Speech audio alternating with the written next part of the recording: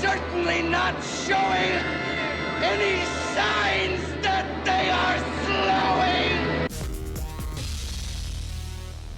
Sometimes you make content quite a while in advance, or you have things cooking on the stove on a back burner and forget about them and they overflow and the starch burns a horrible mark onto the arm of your child because you're busy trying to make ends meet working multiple jobs and you're just tired.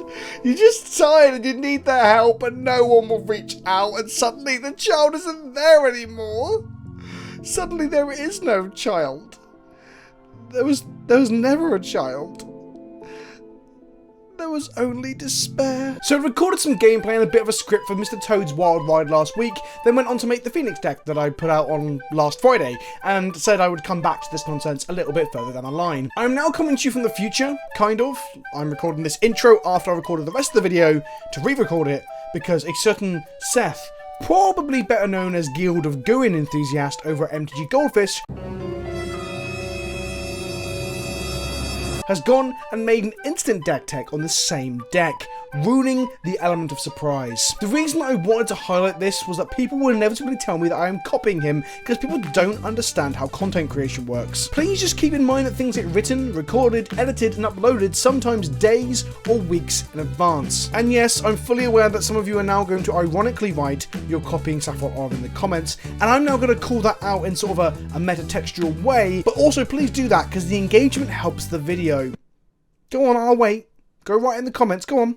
Bet you think you're really funny, don't you? You dickhead. So sometimes content is made in advance, or sometimes if you're as disorganised as me, you live day to day, hand to mouth the majority of the time. But this isn't about my faults, you fucks. This is about Bloated Toad and how much he yearns to be respected. Mr. Toad's Wild Ride is a fluctuator combo deck that gets its name from the Gitrog monster's older, weedier brother. This young man is here to cycle harder than your mother at spin class, except he won't look quite so fucking hot or smell so fucking putrid. Now, over to past Vince. Bicycle. Bicycle. This is Mr. Toad's Wild Ride, but a weird Banefire variant John the Baptist found. A tapped out user by the name of Compact Disc 9 calls it Stormless Storm, the absolute mad fucking lad. With a name like Compact Disc, you might think they are stuck in the 90s or early noughties, and with a deck using Fluctuator combo, you might be right. The aim of the game is resolve a Fluctuator, then cycle as much of your deck as possible. We then generate mana using the card Song of the Damned, and reuse our cyclers using the card Song of the Damned, which I've written. The aim of the game is to resolve a Fluctuator, then cycle as much of your deck as possible. We then generate a shit ton of mana with Song of the Damned, and then we can reuse our cyclers using Shadow of the Grave. Traditionally, and I use the word lightly, as the word traditionally suggests this is actually a fucking archetype that is established, when in reality it's kind of just a running joke in Legacy, these Fluctuator combo decks tried to win with Laboratory Maniac in the past. I think that package is valid, and I need to try to find a way of using it in the deck alongside what we've got here, but this is a very slightly different variant that casts Banefire, because we all know that Banefire is the hottest, freshest meme from 2016. Catch me on that Banefire, how about that? Tron! Oh, it is 14. Exactly. That's number one, kids! Boom, headshot. Bicycle. Bicycle. So I tried playing in the tournament practice for a while and I got absolutely fucking murdered by the king of interaction, Miracles, and then I punted myself against Infect. Game 1 they had triple counterspell with no cantrip, so fuck me I guess. Game 2 I started to slide down the slippery slope of value, but I didn't quite get to town because I didn't have any black mana, and I think I went off a turn too early. Everyone finishes too early sometimes, my friends, even a stud muffin like me. If I played Canyon and got off next turn, I could have made a billion mana and recurred my yard and probably drawn the majority of my deck.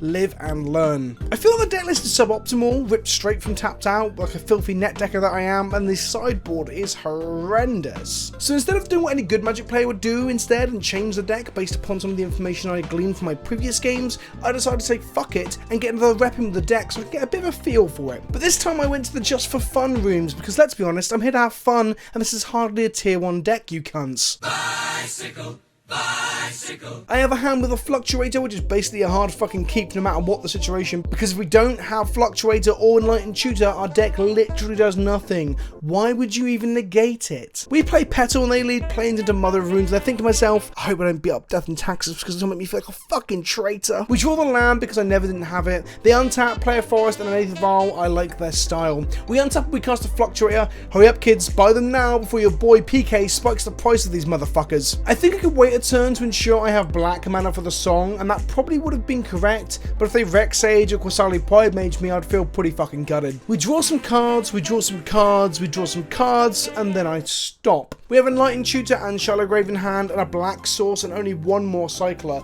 I don't want to cycle myself into a hole like I did on that bike trip to the south of France back in 1993. Joke's on you, cunts. I can't even ride a fucking bike. Great, baby. Yeah. Our just for fun opponent plays some Lightning Greaves, suggesting to me one of three things. They're either a creature-based combo deck and they want to protect their key piece with boots. B, they are playing Commander and joined the wrong queue. Or C, they have a fetish for boots, lightning, or perhaps both. We untap and draw another Fluctuator, which is a bit of a shitter. We cycle our demon, finding a third Fluctuator, which is... it's not just a shitter, it's actually... I think Magic officially hates me. We make a shitload of black mana from our Song of the Damned. We shadow back the one cycle we've used this turn, which feels pretty fucking rough, and we go for it again like it's the Tour de France and I'm Lance Armstrong on his latest set of roids. Cycle me harder, Roid Daddy. Before we cycle Demon again though, I use a Lightning Tutor to shoot up Hollow One to put on top of my library, then we cycle, cycle, cycle, cycle, cycle, swamp cycle, cycle, then we hit another tutor.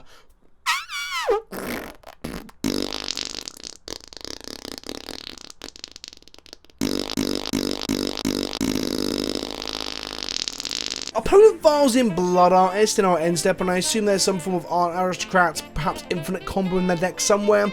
Upkeep, we shoot for another Hollow One, cycling to Toad. Look at that boy's face. We cycle into Petal, play it and pass. They violate a Midnight Guard, suggesting further infinite combos, and we get to untap once again. We cycle, cycle again, find a load of mana and check to see if Banefire is a possible kill here. We are short by about 7 damage. We're going to have to hopefully draw some more cycles and put more creatures in the bin. Midnight Guard gets into the red zone and we draw a cycle land. Cycle? Cycle. Then I consider Banefiring for whatever mana we have left after we've played this demon and letting the demon finish our opponent off. We cast the demon and it gets plowed in response to the Midnight Guard's untap trigger. This is good because if we dump the mana into the demon and the Banefire and the demon was killed, we only play one Banefire in the whole deck and we would have been a million miles from actually killing our opponent. We probably would have lost this match. They Worldly Tutor for a Bird of Paradise, which makes it feel like they're either one mana short of a combo kill or they're just not even fucking trying at this point. We cycle a load more, digging through our deck. Only 16 cards left in our library, but Banefire still isn't lethal. They play a bird and another Blood Artist, and we get to untap one more time. We cycle another, and then double cast Song of the Damned to make exactly 40 black mana, and we Banefire them in the face for 40 fucking damage. Headshot. This is a moral victory and the first time the deck has performed in any way, if not that's a little slowly. I mean, this is only my third match with it, but whatever. A Banefire for 40 is very satisfying. I thought it was pretty fun, so I thought I'd share it with you. I do think with the amount of creatures this deck puts into the yard, that playing 1 or 2 copies of the original Living Death would be potentially quite good. The deck doesn't really struggle to make a whole lot of mana in order to go off. Our opponent thinks about our Banefire for a little bit, then finally, with a bit of salt, says boring in the chat. Boring. I don't think it's boring. I think it's a unique way to play Magic and it's a fun, derpy way to do so, and that's how some of us have fun, is by playing different, varied Magic decks. So don't be a miserable git. Bicycle. Bicycle. So as you can see, the deck can function and do fun things, but it is so soft to actual interaction, and much like a typical Belcher deck and early kill fast combo decks, it almost completely folds to Force of Will. I think that by diversifying the game plan ever so slightly and giving perhaps 2 or 3 ways to win, similarly to how Belcher can storm kill as an alternative to blowing your balls off with a cannon, then the deck might be kind of viable. And when I say viable, I mean like Belcher's tier 3 cousin that no one wants to invite to the family gatherings because they always get too drunk and shit in the urinals in the men's room. What could those alternative game plans be? Well, Banefire is neat as it cannot be countered by force, but it takes a lot of time to set up. I was thinking a Laboratory Maniac main board alongside 4 copies of Unearth, which is the conventional and, I hate to use the word again, but traditional way for the deck to win could work as well. The other slightly spicier version that I've just sort of thought of while I'm playing it is perhaps we could play 1 or 2 copies of Living Death. There is no shortage of black mana when the engine gets going, but it is easy to run out of steam and not get to the Banefire, for example. Being able to reanimate half the deck's 24 monsters would be a cool way to win, and you might just win with a Toad in play. I hope you've enjoyed Mr. Toad's wild ride, otherwise known as Ride This Fucking Toad, son. I know this video is a bit shorter than my 30-minute grand escapade that I put out in the past, but I've got some other stuff that I want to work on this week as well, to put out over the weekend and into early next week as well. Please like the video if you liked it, leave a comment below with any thoughts on the deck. I would like to come back to this, generally I would, if we can get some cool ideas on how to make it, not shit. I've been Vince, also known as PleasantKenobi on the internet. If you've liked the video, please click the like button because it helps a lot. If we smash that like button enough and I get to 1,000 likes in this video, I might well,